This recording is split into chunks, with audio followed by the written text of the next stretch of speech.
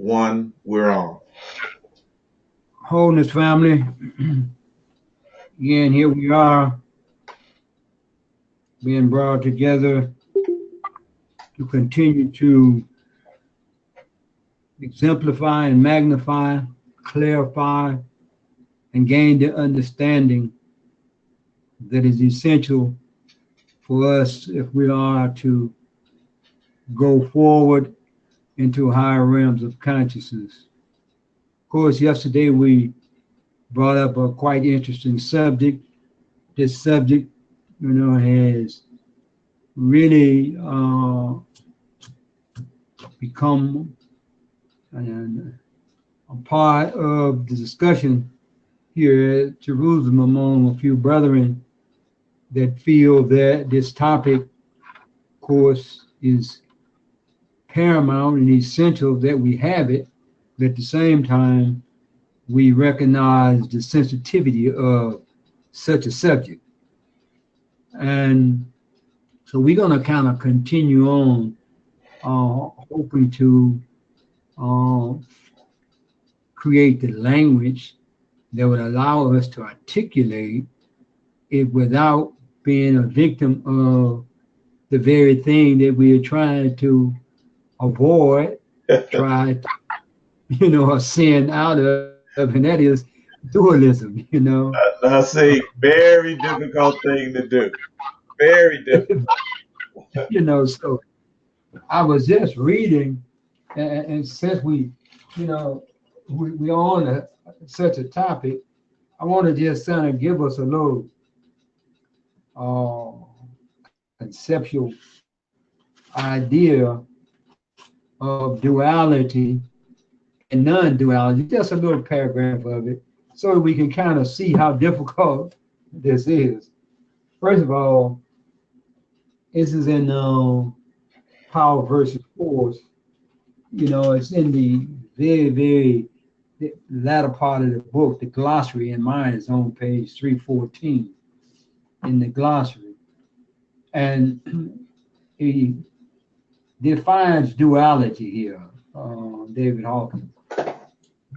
He says, duality, the world of form. Now you have to think about it. The world of form is where you find duality, he said, which is characterized by seeming separation of objects, reflected in conceptual dichotomies such as this, that, here, there, then, now, or you and me. Now, these are conceptual terms of dichotomies that has to do with duality. Hold on 1 minute, please, Etymology. These terms, duality. So going back to what I say about language, language was created, to divide nature into parts and action. Continuing on, this perception of limitation is produced by the senses because of the restrictions implicit in a fixed point of view. A fixed point of view. Any fixed point of view, it gives you restrictions of the implicit.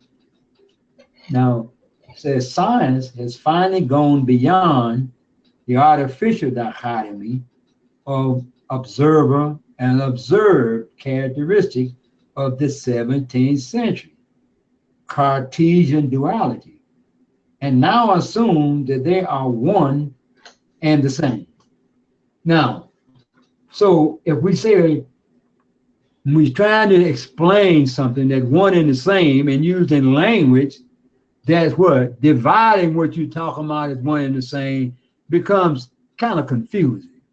It became kind of confusing. Now we're going to non-duality, just to give us a conceptual understanding. We were dealing with duality. Now we're going to non-duality. The same book in the glossary, next page over. Non-duality. Historically, all observers who have reached a consciousness level of over 600 have described this reality, which is now suggested by advanced scientific theory. And what we're talking about here is non-duality. When you get to a level of consciousness, you describe this non-duality. So in other words, if you can't get beyond 600, you understand, level of consciousness, you really don't have an idea of what reality is, which now suggested by advanced scientific theory, when the limitations of a fixed location of perception is transcended, there is no longer an illusion of separation, nor of space and time as we know it. Now, duality, we just got through talking about having what? A world of fixed form. This and that, you and me. So when you're in duality, based upon what we are talking about, we are struggling with trying to deal with reality. And so, in other words, we are perceiving reality to be something that's not reality. And that takes me now to what we've been talking about, the simulated reality. That's right.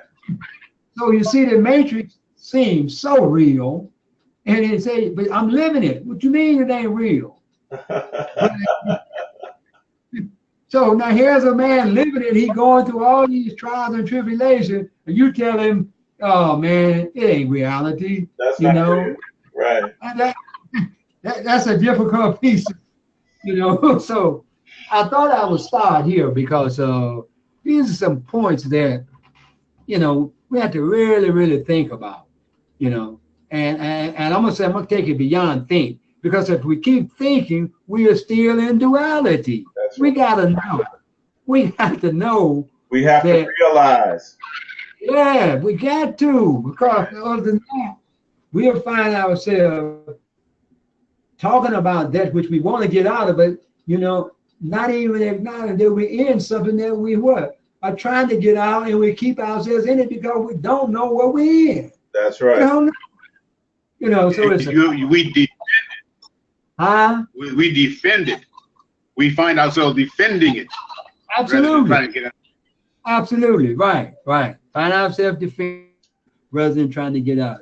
So it's not a small issue what we're talking about. This dominant hierarchy or patriarchy, matrix, gender war, male, female. This is some stuff that we got to do some serious, evaluation of. First thing I want to say about this is that I think we have to, as individuals, I think the struggle for each individual on the planet has to be acknowledged as the war within the patriarchy system of control. I mean, that's each and every one of our, we ain't even talking about male or female. Every individual on the planet, Now, when you start talking about individual, then you start talking about a collective effort. Well, we can't use a collective effort when what? Individuals got to deal with their own dualistic way of viewing things. That's where it starts at. That's the key, Nasik. Each individual. And of course, that ain't easy again. Right. Because here we talk about a term that has just, become prevalent among, I'm gonna say, I won't say the layperson, but among scholars. Right. Dualism. Now, here we go again. Now, we mentioned the term a few classes back about cognitive dissonance. Well, first of all, when we first heard the term, everybody was concerned about, becoming, cognitive dissonance, not understanding there was already cognitive dissonance. That's right. So here we are, and it really helps me to understand we got to stop blaming anybody. That's right. We got to start with self. That's right. Everybody's going to have to start with self. My next point, each individual has to deal with the dualism within their selves, because that is the struggle on the planet. Each individual has their own struggle within themselves, and naturally when you struggle within yourself, the next struggle is going to be with somebody that do not what? Agree with the struggle that you have within yourself. Got a problem, you know. So it's not something, you know, that easy to talk about, because you got to talk about yourself. And that's not, you know, I was taught in the kingdom that talking in the first person is always hard. So it makes it appear that you're being arrogant when you talk in the first person. That's right. Well, that's only when you try to defend in the first person. So as we continue on this path, you know, we're going to now have to seek to find two things, as I see it. First of all, a language that will allow us to first be able to discuss what the problems are, contrary to what we believe the problems are. See, we have a perception that, you know, the problems is one thing, but then because that's the programming, because what you've been taught, then anything outside of the programming tends not to be even considered, because what? We give little to no attention to anything outside of what we've been programmed to believe.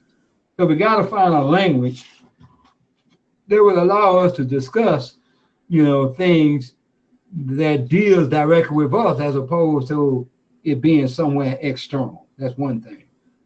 The next thing that I think we have to do in dealing with this gender, and I go back to yesterday, very, very, very difficult. He says, here it says, what is gender? For many people, the term gender and sex are interchangeable.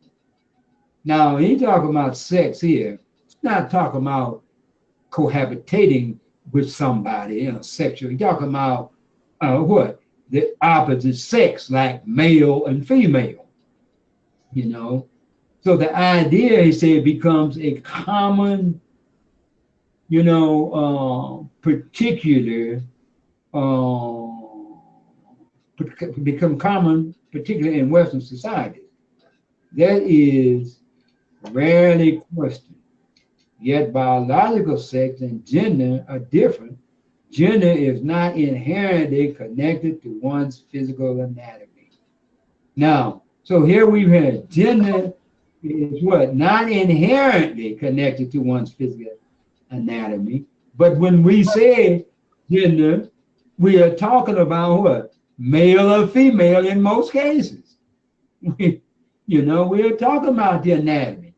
So to gain some clarity about this whole thing, we got to start from the language that I see as being, we got to deal with holism or wholeness, singularity, that each individual have to what? Pursue after, and have to come into that understanding before he really began to gain any really higher consciousness about reality. Because if you keep what? Saying that you different from everything else, how are you going to talk about you whole? That's right. You know, so just in simple, I wanted to kind of like put that out there just for our thoughts, you know, on this, because it's not a easy subject. You got to really think, you know, as you try to articulate this and give the kind of simplicity and clarity that is essential for us to what?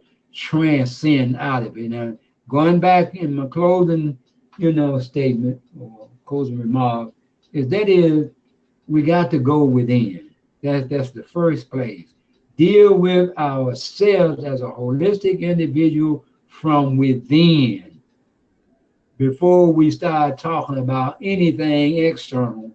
You know, other than that, it's going to be quite difficult. So with that, wholeness, family. Wholeness. Now, see, I'm not going to even stop. Not going to pause because I think Continue. this is the same stream of consciousness that we're on, no doubt. So with that, let's go. Let's go to Power versus Force, page Okay. 314. Okay. And I'm gonna start one definition up Yeah, I saw those. from from duality, and we're gonna define the word creation. All right, because this fits so perfectly into what Nasik began to emphasize in terms of duality Yeah, uh, let me come. Okay. as this fixed form or fixed point of view. Are you all with me? Yeah, I'm with you. Yeah. Nasik Okay, we with you. he emphasized this idea of fixed form and a fixed point of view. Now, let's look at the word creation. Right, right. First three words, a continuous process. A continuous process. As opposed to what? Fixed creation is a continuous process. Listen, without beginning or end. Now, right there, now see, we can understand what those words mean, Yeah. but to conceptualize something without beginning, a fixed beginning or a fixed end is impossible from a dualistic point of view or a dualistic Absolutely. mentality. Absolutely. So you can't even begin to conceptualize the creation from a dualistic point of view or to try to use a dualistic model. Now, see, Won't work. it's impossible. Yeah. It's impossible. So, expanding on what Nasik said relative to self and self relative to the creation. Self is a concept of the whole. I'm going to Yeah. pause there. I want y'all to think about what I just said. Hmm. Self is not only a concept of the whole, but a manifestation of the whole. Right. And it's from this point of view, self, our higher self, and again, we because we're dual, we have to use Nasi this term higher and lower. Yeah. But this is the starting point. Self is in essence, by the very nature of self, is whole. It is our conceptualization, our highest conceptualization of what God and divinity is. But in this matrix, and because of the way we've been programmed, now see, there has to be an effort made to conceptualize this. Yeah. because under the dualistic simulated matrix, everything was separated. Let's read the definition of duality. The world of form, and the world of form is the simulated matrix, Yeah, right. which is characterized by what? Seeming separation of objects, reflected in conceptual dichotomies, such as this or that. Those are this or that, higher self, lower self, is an illusion of the mind. Yes, it is. It is a mental illusion that we matrix or create.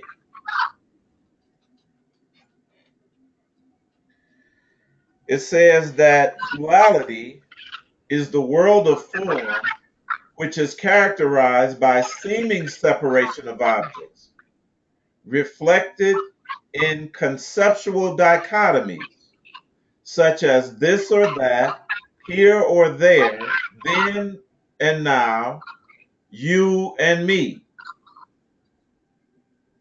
The perception of limitation is produced by senses because of the restriction implicit in a fixed point of view. So anytime we endeavor to conceptualize things from a fixed point of view, now see, we are in the mind. Yes, we are. We are in the mind and stuck in the matrix.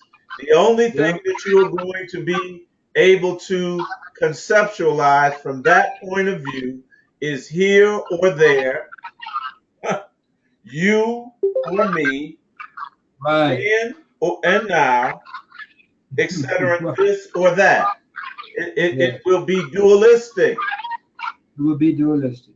It's very difficult because creation creation makes ascension, constant ascension, necessary. Anytime you stop in your conscious evolution or ascension, you become fixed at that very moment within the simulated matrix. Are you all Yes. with me? Yes. I'm clear. Absolutely. I'm with you. So I'll say it like this. If creation is a continuous process that we are all undoubtedly involved in, right? Right. Then we must remain what? Fluid in our Must remember. in our Hmm. movement, in our ascension, and in our vision. We can't become fixed because when we become fixed in form and we become duality ourselves. Let's not talk about duality like it's something that, again, Nasik, that is separate from us. Right. Right. It has been incorporated into our perception. It has become our perception. It has become our perception. Right. And this is very difficult to conceptualize. And this, Nasik, is why we have difficulty with this with this aspect, with this concept of gender, especially when we start to conceptualize it as this or that. It become problematic then. It Right. becomes very problematic, male or female, masculine Right. or feminine. without realizing that the separation is what? Apparent. It seems like it's separate, but it's not. And what we're going to look at, that when we carry that fixed point of view with us and we start to focus external of ourselves, then we have difficulty visualizing the divine feminine socially, culturally, spiritually, energetically, religiously, economically, and we start to have some anxiety about that, Nasik, when we talk about the ascension of the divine feminine. And we start to imagine a not a world in balance, not a world in harmony and in divine rhythm and symmetry and balance. We begin to view a world dominated by women. Yes, we do. That is a direct result of a dualistic mind and or a fixed point of view, a point of view that is fixed within the matrix, Right. within the simulated reality. So it causes your perception to be what? Colored by and dominated by reality, by duality, not the organic idea of this, of what it is we're talking about. So as difficult as it might be, Nasik, what we have to do is to go back to the beginning and again make some observations. Because when we try to fit this idea of the of the return of the divine feminine to its proper place and proper balance, we tend to view this from a fixed societal or cultural perspective. Is everyone with me? Yeah, and you become real rigid at that point. You can't help but become rigid. Now, see, as we'll see when we take a look at this hierarchical structure. But before we do that, I want to go back to what our ancestors showed us and left us. And they did it, family, in the most simplest and elementary uh, fashion that they could. They gave us an allegory. They gave us a little tale that told of Nasik, this creation in this complex higher consciousness uh, cosmic aspect of creation in the most simplest terms that they could.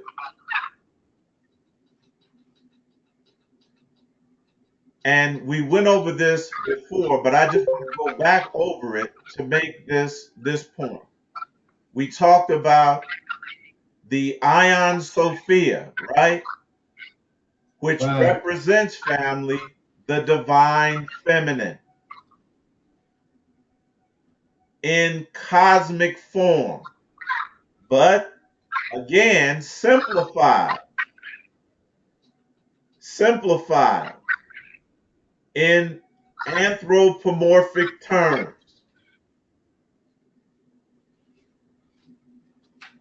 So it talks about, and we have to familiarize ourselves with this allegorical tale.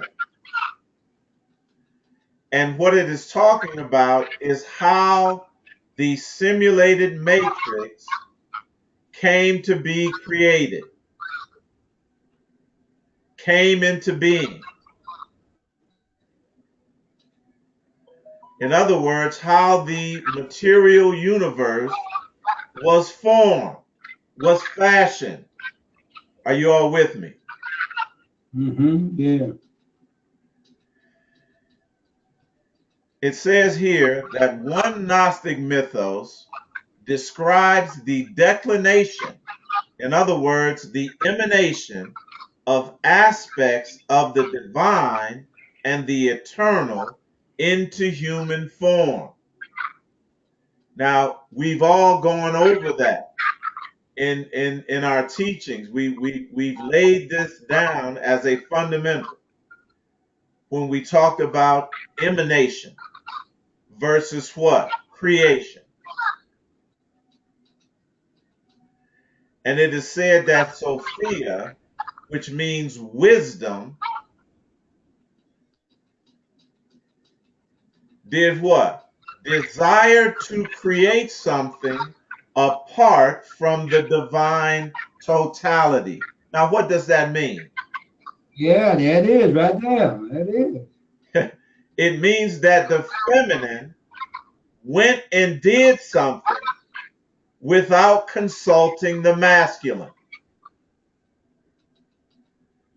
In Yeah. other words, there was an energetic process, family, that did not involve the masculine aspect.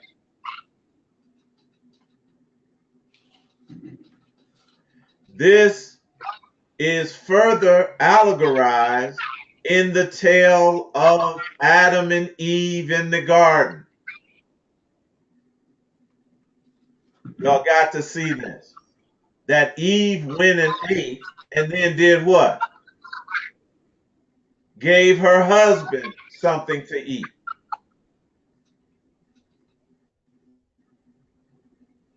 This is a another version of the story, the earlier story of Ion Sophia. We must begin to think of these things, although they're allegorized and they're given, male and female roles. We must look at this thing from an energetic standpoint. Are you all with me? Yes, I am. That the feminine, and I'm going to say it this way, made up her mind to do something without consulting the masculine. And what that was, Nasik, was to create what? A flawed, physical, simulated reality. That's what the whole story is talking about.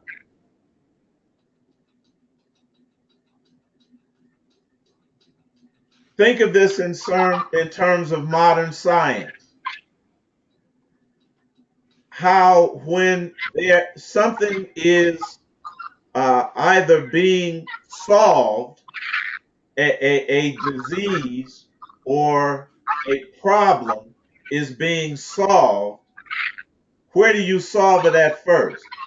You solve it on the blackboard first, correct? Yeah. You begin to, and then you do it in what? An artificial environment. Yeah. Are you all with me? Yeah. So we must think of this in those terms, that something was created with wisdom, Sophia, with wisdom, with knowledge of forethought.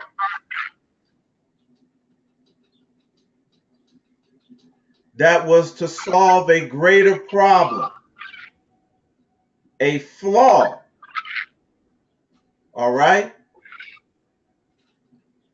So it wasn't done in the organic reality, because in the organic reality there is no separation. Right, right, right, right, right. So So Etymology, and yes, an environment had to be created where the higher self could show the lower self the problem of what? Separation. Go ahead, Nasik.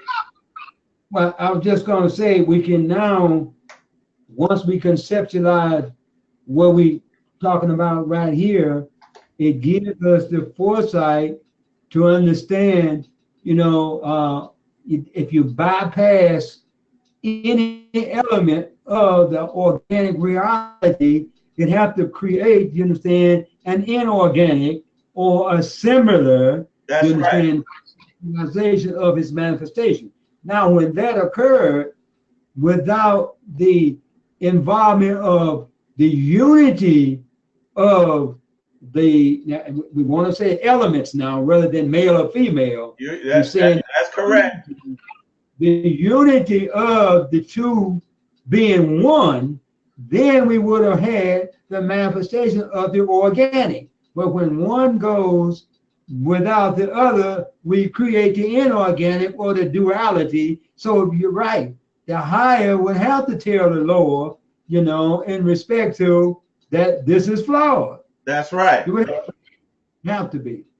Right. All right. So Absolutely. That's clear. this, this in order to conceptualize this, again, you cannot conceptualize it from a fixed point of view, from inside the box. You can't. You can't do it inside the matrix. This is why we have that term, you must think outside the box. This is why, the we have to make this transition from human to divine. Eitai, that is so perfect. I just want to add one point to Go ahead. help here, and those that study I was writing in Resurrecting from Judgment to Post Judgment on page 23 within the ecosystem echoes the exact same thing you're saying. He says the major problems of our time cannot be understood in isolation. That's right. So when the isolation occurred, when the separation occurred, then that which is inorganic and what is flawed, it cannot be conceptualized as being flawed when you're in isolation. You can only see it when you were in unity. Right. You can see. So I just wanted to make that point because this is very important. He said they are systemic problems, interconnected and interdependent. So right. if you got a situation that is a problem, it is what? It is not an individual problem, it's an interdependent and interconnected problem that we got to look at. Right. Now, excellent. This allegorical cosmic tale of the divine feminine. Now, what happened, I see, was the divine feminine energy.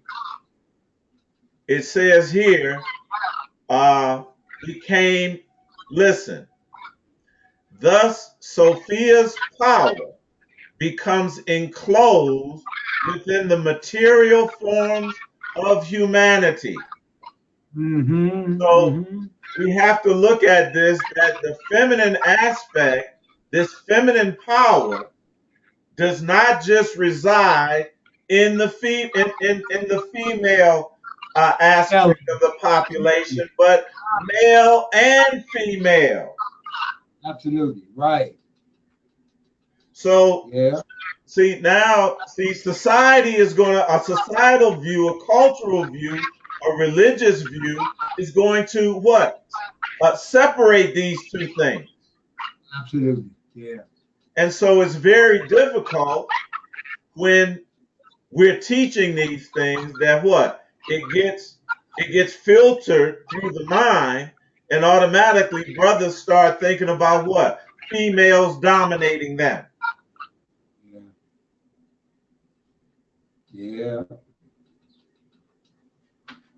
That is Brother a told you societal that. or a cultural fixed point of view. Go ahead, Yeah. Nasik. No, I was just saying we was in the conversation today, and that was the language that came up. That if you start, you understand, with identifying from a patriarchal point of view, you're gonna what? Not get any place because that's gonna automatically, put the masculine in opposition because the minute he hear you talking about something feminine, he thinks that what? The feminine is supposed to take over. That's right. So you got a serious problem, that exists. But as you just laid out, this affected both the male and the female. Absolutely.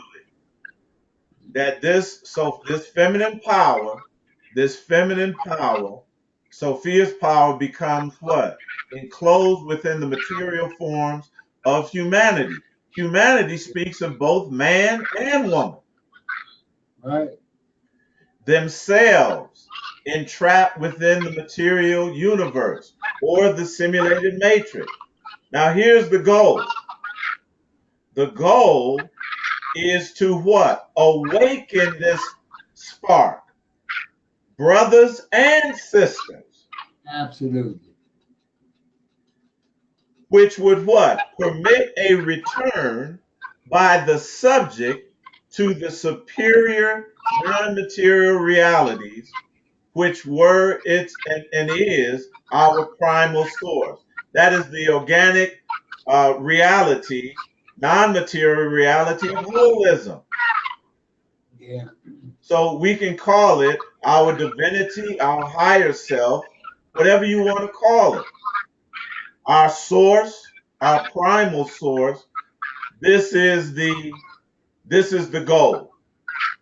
Right. And Right. I see this was the wisdom. We must recognize the wisdom. This was no mistake. That it was the wisdom of the divine feminine to what? Become enclosed within the material form, but not stay there. To return, Right. to Right. return. So, see, what we have to understand is that there is no separation between that decision, Nasi, and where we find ourselves today. Yeah. Well, that's This where is we a gotta hard go. thing to do. It's hard to do, but this is what our ancestors left us now as our Yeah. guide back, as our map back. Right. Right. And let's talk about this in human terms. The divine feminine didn't ask nobody's permission to do this and is not asking for anybody's permission to return back to what? The superior non-material reality. This is going to happen whether we align ourselves with it, it's happening. Whether we align ourselves with it or not. Yeah. Are you all hearing me? Mm-hmm. It doesn't have anything to do with our societal perception, fixed point of view of male and female. Not concerned with that. As we're going to see that wisdom understood that these things would happen, that this separation would happen. That was the whole point. Now, see, Yeah. so we could have now see a first person experience of this flaw. Mm-hmm. Hey, don't Mm-hmm. nobody have to tell us about this. We've each experienced it individually, but Yeah. not separate from one another. I want y'all to think Right. about that. Mm-hmm. We all find ourselves within the same predicament. So didn't ask nobody's permission to do it. Wisdom dictated this and is not going to ask anyone's permission or cooperation. It's not required. Cooperation, we're going to see, is required within a hierarchical structure.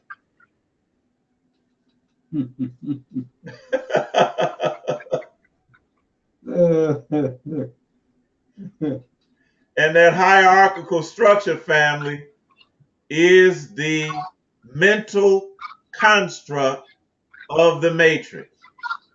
Yeah, that's it. That's it. Let's see where I got this at. Bear with me.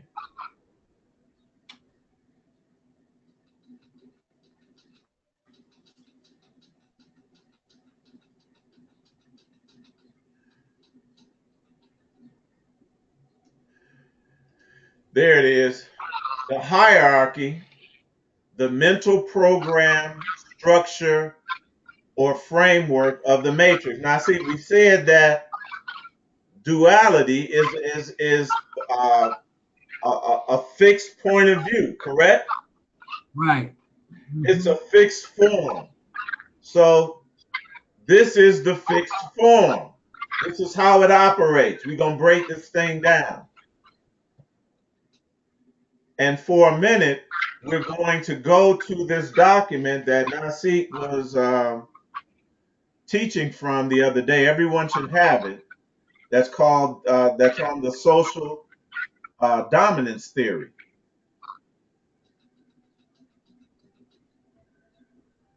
We got to show this, Nasik, in the clearest possible form so we can understand what this is and we can conceptualize it and visualize it beyond this dualistic language. All right. Yes, sir. Finally, and I'm reading from the portion here, uh, page 848. Now, see, this is going to, like you did yesterday, this is going to show you exactly what the problem is and why this thing is so difficult to conceptualize and escape from. Finally, the acceptance of ideologies. The acceptance of ideologies. Anybody on this line ever accepted an ideology? Yeah, one or two. Listen though, that legitimize inequality, that term really should be imbalance, Nasi, inequity. And Yeah. Okay. behaviors. I mean, you see, they put this in social terms, political terms, Yeah. Yeah.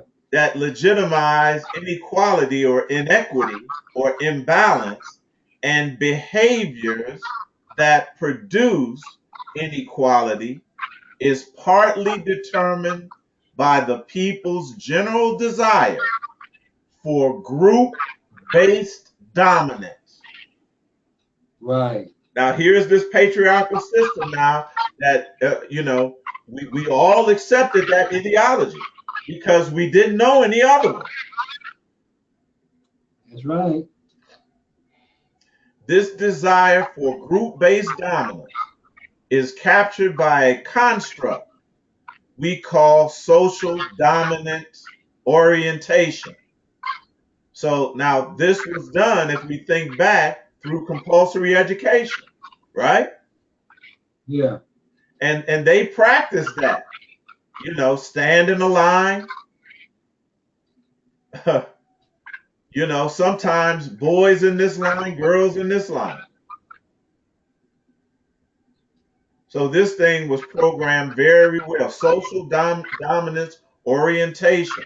It had to be done in a hierarchical structure. Kindergarten, first grade, second grade, third grade. Are y'all with me? Yeah. That's the hierarchy. This psychological orientation, it's mental, is important not only for understanding individual differences in socio-political attitudes and behaviors, but also for understanding group differences in behaviors such as in-group favoritism and the attainment of social roles that influence the degree of hierarchy, that influence the degree of hierarchy. We're going to go into this hierarchy. As such, social dominance theory views the determinants of group-based hierarchy, and the hierarchy, Nasik, is just like the mind. You can't show it to me. You can't go and show me a triangle, but I bet you can draw it on Yeah. a piece of paper and show me pecking order, show me grades and degrees and levels. Right.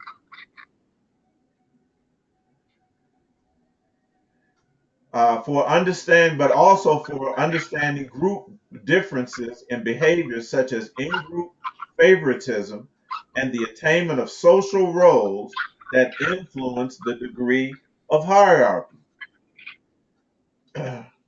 As such, social dominance theory views the determinants of group-based hierarchy at multiple levels of analysis, including psychological orientation. That's what we're gonna look at, because this is the problem. Nasik, is the mind, Yeah. the discriminatory behaviors of individuals, the legitimized ideologies that permeate entire social systems and cultures and economic systems and religious systems, however you want to look at it, and the social allocations of groups and social institutions. Let's look at this hierarchy now, and let's look at it from the standpoint of the mental program or structure or framework of the matrix. That is the matrix. Yeah. That is the simulated matrix. So we see a common or a social system, Nasik, that we view as, egregious. The Hindu caste system, right? Right. Everybody is familiar with that.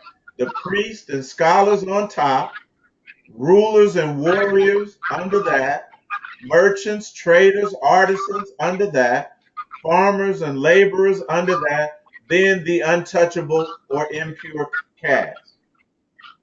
Yeah. And understand they got that one in black, so that lets you know where we are all over the world. That is Yeah. our predicament. That is our predicament within the matrix. And it was Yeah. designed like that. On the bottom, huh? Wisdom designed it like that. So that what? We would have a front row seat to experience this flaw.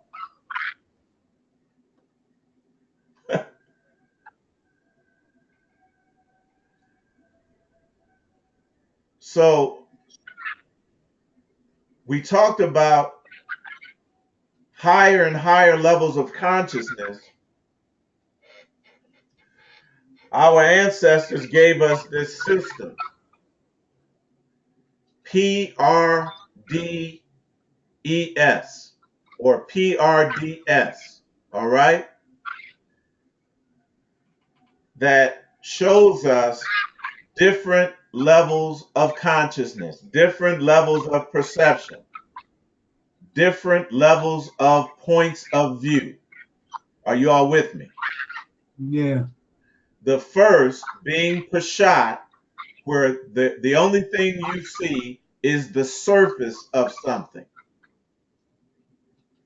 You have a literal interpretation of all things, and don't look beyond that.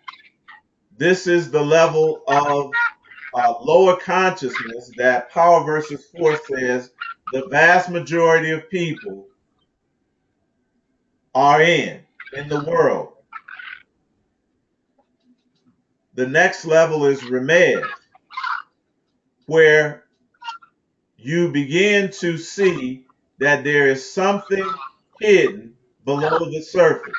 In other words, you start to see this, that you begin to see that this is a simulation. You begin to see what? Glitches in the matrix.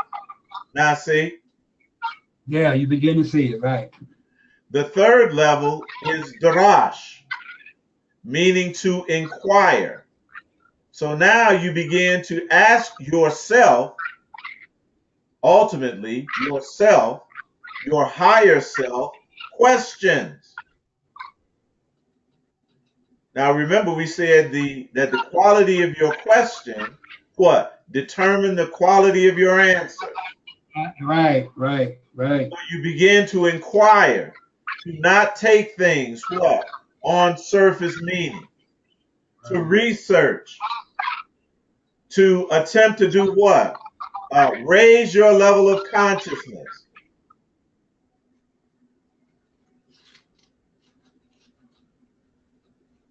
And the highest level, but not the final level, but the ultimate level, but not the final level, is soul.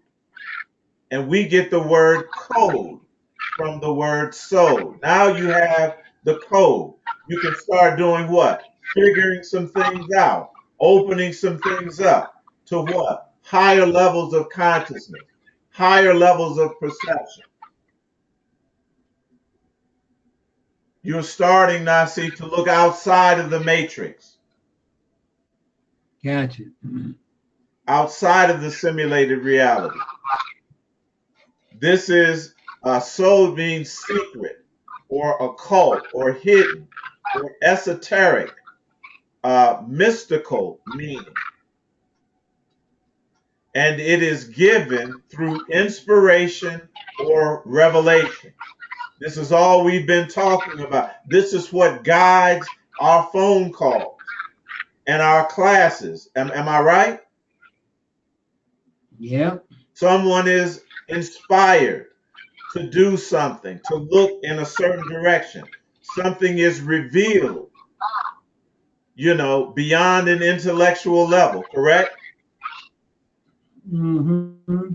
So the Hebrew word pardes, or it means orchard, is of Persian origin and it appears several times in the Bible. Persian is also the source of the word paradise. Paradise, or the word garden, all right? Orchard or garden. So in the garden family, we see the establishment of the first hierarchical system where what? God was at the top, right? Man Yeah. was the man was under him. The woman was under him, was under the man. The serpent was under the woman. All right? And the serpent represents Sophia, what? Trapped in physical form, the material world. And we talk about it in terms of what? Kundalini energy and the need for Kundalini energy to rise for what? Enlightenment and reconnection to what? The primal source from Right. which we Right. emanated. Are you all with me? Yeah. I know I'm mixing metaphors, but it's very difficult. You just got to follow me. It's very difficult to use this language to explain this, but I'm trying to do it in the simplest way possible. All hierarchies, whether they're societal hierarchies, social hierarchies, corporate hierarchies, religious hierarchies, cultural hierarchies, etc., follow this pattern. Nasik, the knowledge and power concentrated at the top, Yeah. that what? Declinates or descends or decreases as you go down into the masses of the people. Right. Right. So power, control, cultural influence, economics, concentrated at the top, and then what? It devolves or declinates or descends downward in a lessening degree. Right. Right. So this is what the beginning, the very beginning of the Bible, shows you the general structure of this, Nasi. It says, in the beginning, God created the heaven and the earth. And this is the general way we view that first verse of Genesis 1, correct? Right. It reads, Barashit bara Elohim et hashamayim ve'at ha'eretz. Barashit, Barashit. That word Reshit, it's speaking of the hierarchical structure. Yeah. Rashid. Right. Reshit means the first in place, time, order, or rank. This That's is a right. ranking and ordering of what? Positions within the Yeah. hierarchy. Are you all with me? Yes. Reshit. Yeah. So reading it this way, Reshit, with order or by rank, the gods created these: the heavens, upper grade, upper scale, upper class, etc., and the earth, lower grade, lower scale, lower class, etc. The creation of the top and then the base of the hierarchical pyramid. Are y'all with me? Yeah. Yep. Now, these words, gods or Elohim, we're going to understand that when we read uh, the Gnostic account, these are family called the archons. Are you all with me? Mm-hmm. The chief archon, Nasik, being Yaldabaoth, Yes. which we have been programmed, unbeknownst to us, as the God of the Bible, Yeah. whatever you want to call him. So this is the matrix. I'm just showing you what our ancestors illustrated as being the matrix, And you see, family, this pyramidal structure without the head on the back of the dollar bill. Yeah.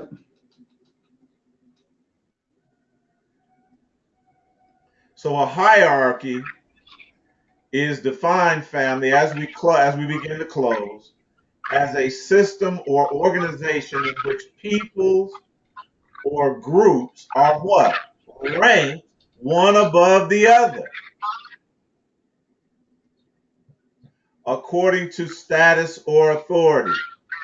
Just explaining to us, just illustrating how the feminine was what? Demoted, and the masculine was what? Promoted. And this is found in Genesis, the 3rd chapter. We went over it yesterday, from the 12th verse to the 20th verse. All right? And it tells us how supposedly God said to the woman, how were your eyes open? Who told you you were naked? She said he asked Adam first. Then he said, the woman you gave me, she gave me of the tree and I did eat. Then the woman said, the serpent, wisdom, what? Beguiled me, and I ate. So the cursing began with the wisdom. That is simply, family, Ion Sophia, making the voluntary decision to become what? Trapped within the material world with all of humanity. And why? Well, we've gone over this. To fix the flaw. Let's look at this as it manifested, Nasik, into history. And we went over this. Does anyone not understand?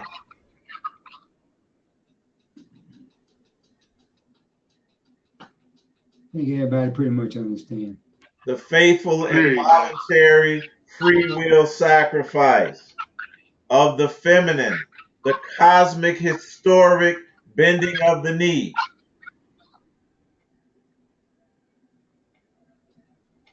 And so this wise cosmic decision, Nasik, that was made in the eternal creation process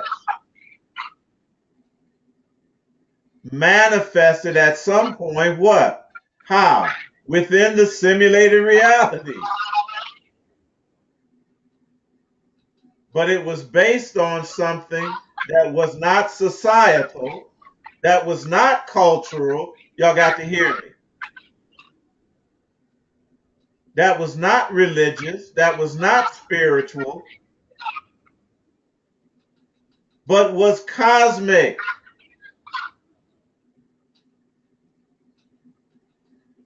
Difficult for us to conceptualize from what? A fixed point of view.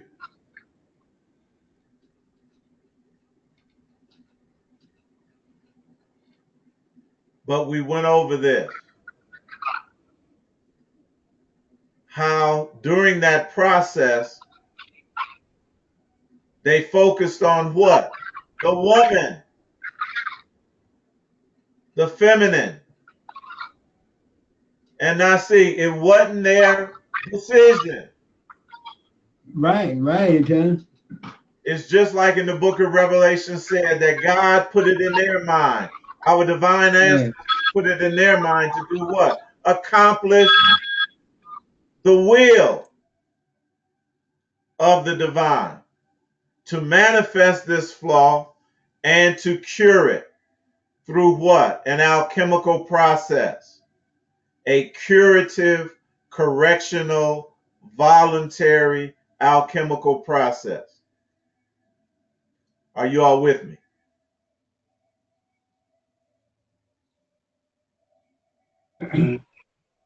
Kane Moray. It had to, now see, this began in the organic, holistic reality and manifested through the simulated reality. It was the simulated reality that had to be created to what? Work this thing out in the first place. That was Oh the yeah. test tube. Right. Yeah. That was the Right. test tube. Mm-hmm. That was the laboratory. What we are, the simulated reality is the laboratory Right. that this thing had to manifest through.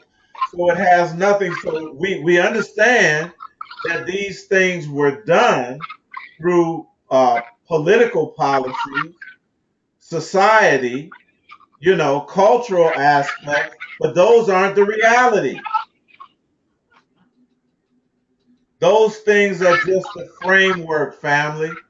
They're the hierarchy is the test tube Right.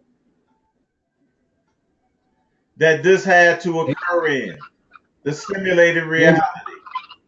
And, Right. and this is all mental.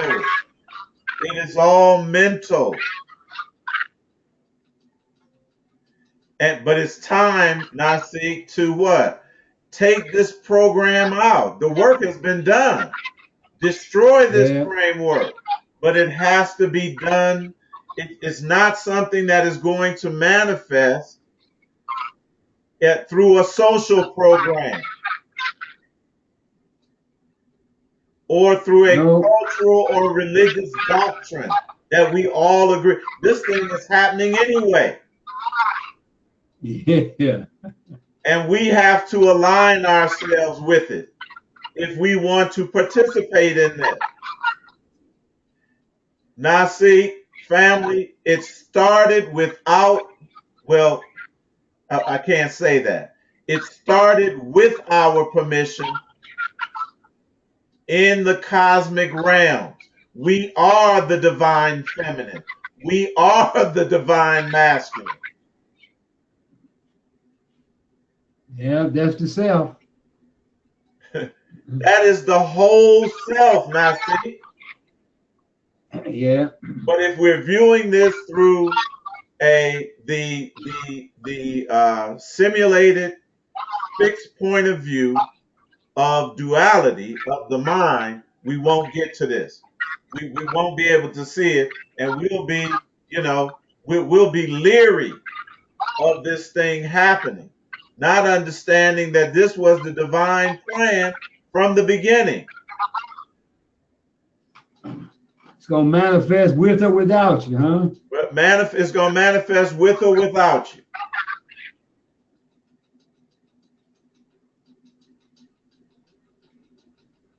This is a return of the divine feminine to its place, not just in society, but within us first. That's first. That's first. That's This is first. where it's happening. This is where it occurs. This is where it's always been, within us. And you either align yourself with it or there'll be a conflict. And there'll be this inner turmoil, Nasik, and this anxiety that manifests. Wow, what you saying? The sisterhood, is going to be in charge. That they're going to supplant us, or that I'm gonna have a woman ruling over me. That would be imbalance. That would be imbalance That'd be in balance, right? because the male ruling over someone in a patriarchal hierarchy represented what? An imbalance. We're not trying to duplicate that. No. So I'm going to end here. I'm hoping that this has given us a framework, a workable framework, family, from which we can, begin to conceptualize these things. Absolutely, I did. Very good. I'm going to end. Very good. I'm going to end here now. See, 10 more minutes, and we'll be done because this is very important. Genesis 1 and 3, and God said, "Let there be light," and there was light. This word light family is H216 in the Strong's Concordance, and it's the word or. Okay, it's the word Right. or, meaning illumination or luminary. In Jeffrey Benner's work, Nasik, in his breakdown, this 1020. this is the corresponding number, Right. 1020-JN. All right, Right. Uh-huh. and he says it's the word order. So it follows, with rank and order created the gods these, the heavens, the upper. It was the creation of what? The upper and lower polarities of what? The hierarchical system. So Yeah. Yeah. that's Genesis 1:1. Then we go down to Genesis 1 and 3, and it states, let there be light. Let there be order. Let there be order.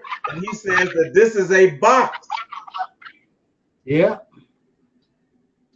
He goes on to explain that boxes are used to store items or trap them or enclose them or imprison them. Y'all get me? Yeah. And keep them in order. Light is also necessary for order. In English, order, with the addition of der, two Hebrew words we're going to find out. The word or and the word der, with the addition of der, also meaning order in Hebrew, as in Seder and ordered arrangement. So all of this family is talking about the creation of an ordered arrangement within a hierarchical structure. Are y'all with me? Aim. That is the structure of the matrix. That is the structure, Nasik, that causes us to view things from a fixed point of view. Absolutely, Ty. You know, my thoughts when I hear stuff like this, I have to always go back to my beginning and ask the question, was this understood at that particular time, or was it ever understood? You That's know, Right. correct.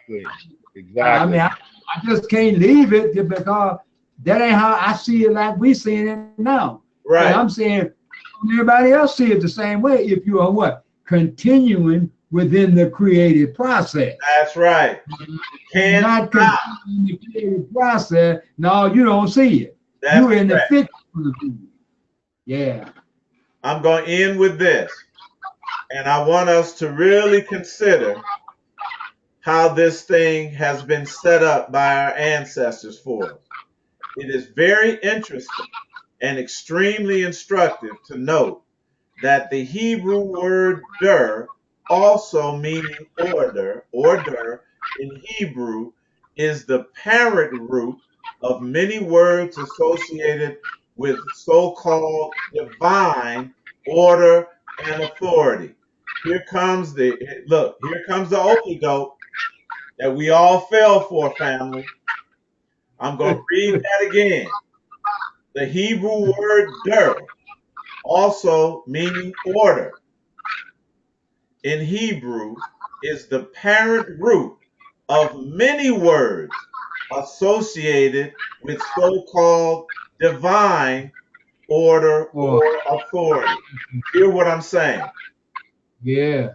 The Hebrew word derek, H1870, meaning pathway or course of life, is translated as the word way in the Bible. I am the way, the truth, the light.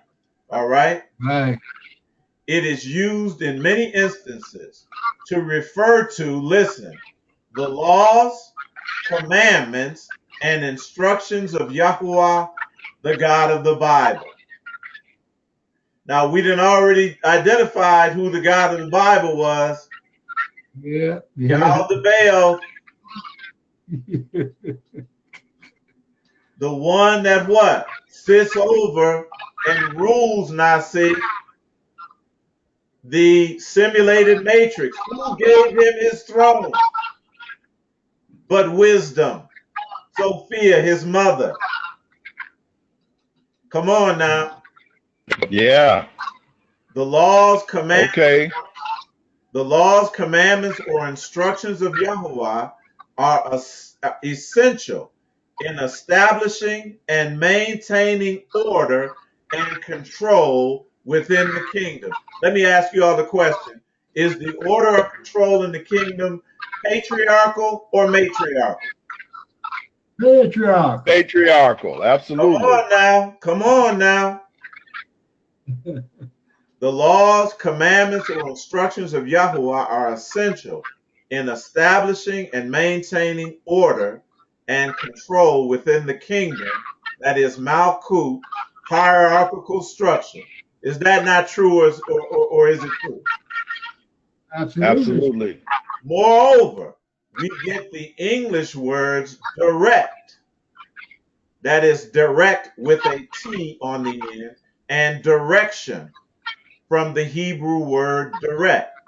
Both these words connote guidance, instruction, or direction, that is your destiny within the hierarchical system or kingdom Malkut construct.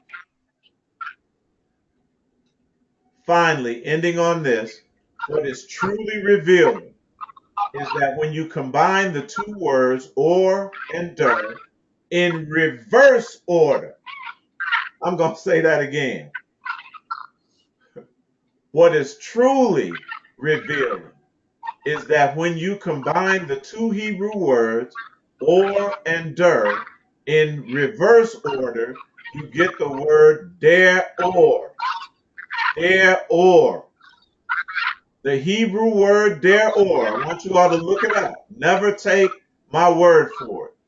H 1865 in your concordance means to move rapidly as a bird in flight. Does that sound like a fixed position? Absolutely. Bird in flight, it's not a fixed That's position. not a fixed position. Right. No? It means to move rapidly as a If he's bird in, in flight. he Fixed, ain't in position. That ain't fixed. Okay. Right. Okay. not Right. fixed. Right. Right. Right. Right. Okay. Now you're gonna understand this now. Figuratively speaking, there or means freedom, and the term as free as a bird is derived from this Hebraic thought. This is how you get out the matrix. You got to flip Yeah. the script. Thus, even the very words of the Hebrew language construct, the Hebrew language instructs us that if one desires freedom from this simulated reality in the truest sense of the word, then he must move quickly to reverse, counter, or transcend the system of order imposed upon us by the usurpers, custodians of the hierarchical social construct. Again, carefully note that the Hebrew word for freedom, der or, is diametrically opposed to the English word order. Eitai, you know you got to send me this tonight. I got to have this tonight.